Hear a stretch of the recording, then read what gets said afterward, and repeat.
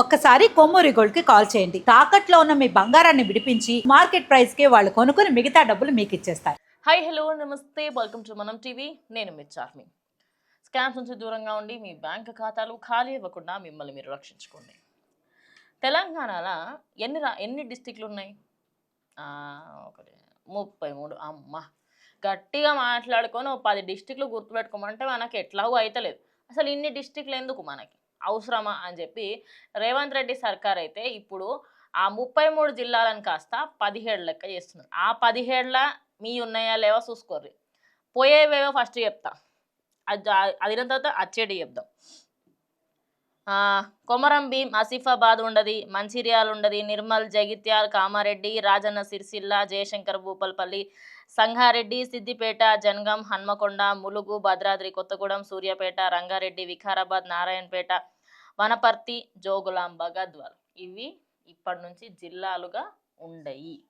ఎందుకు అంటే 33 జిల్లాలకి సంబంధించి తెలంగాణ రాష్ట్రం వచ్చినప్పుడు ప్రతిదానికి అక్కడ ఏదైనా ఇంపార్టెన్స్ ఉన్నా లేకపోయినా అక్కడ ఏరియాకి సంబంధించి ప్రతి ఒక్క దానికి సంబంధించి జిల్లాలుగా విభజించుకున్నారు.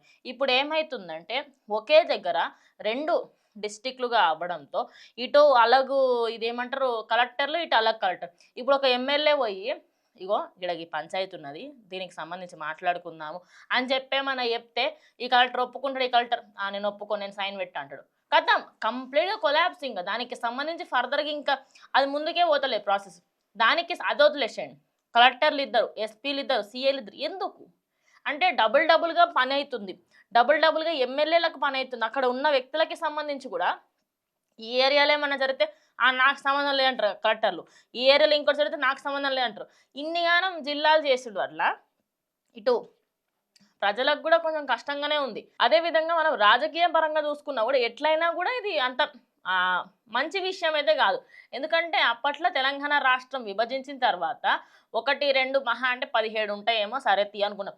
23 ఉంటే ఓకే. మరీ 33 అయ్యేసరికంటే కొన్ని అయితే కేసీఆర్ ఇది తెలిసిన ఫ్యాక్టే అంటే ఆయన ఆ ఉద్దేశంతో ఇచ్చారా లేదా పక్కకు పెడితే ఇప్పుడు ఏదైతే ఒక ఎమ్మెల్యే వచ్చో లేకుంటే ఒక సర్పంచ్ వచ్చి సార్ ఇట్లా నాకు మా జిల్లాకి మంచిగా ఇట్లా జిల్లా చేయుర్రు కదా, నిర్మల్ని హన్మకొండ జిల్లా చేయుర్రు కదా అనగానే సరే తీసుకో, నీకు ఇది అన్నట్టు ఇచ్చేసుడు అవసరమా? దానివల్ల ఫర్దర్గా ఎమ్మెల్యేలకు బాగా ప్రాబ్లమ్స్ వచ్చినాయి, డబుల్ పనులు పెట్టాల్సి వచ్చింది. ప్రతి దానికి సంబంధించి జిల్లాకి కలెక్టర్లు వీళ్ళందరూ ఎక్కువైతున్నారు.